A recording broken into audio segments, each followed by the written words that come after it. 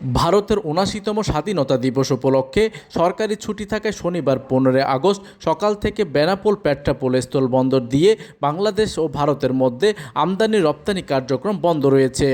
এতে দুই দেশের বন্দরে পণ্যবাহী ট্রাকের জট বাড়ছে।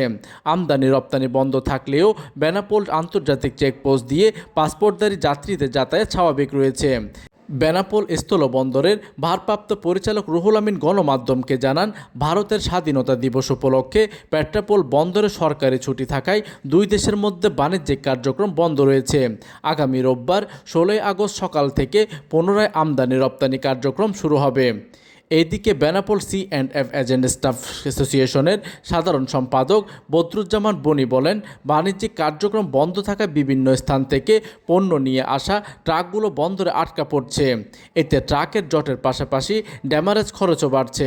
রোববার সকাল থেকে কার্যক্রম স্বাভাবিক হলে ধীরে ধীরে পণ্য ও ট্রাক জট কমে আসবে বলে আশা করা হচ্ছে।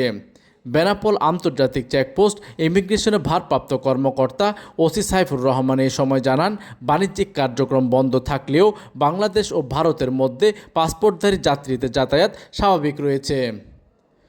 প্রতিনিধির তথ্য ও পাঠানো চিত্রে ডেস্ক নিউজ, দিগন্তের বার্তা 24, বেনাপোল।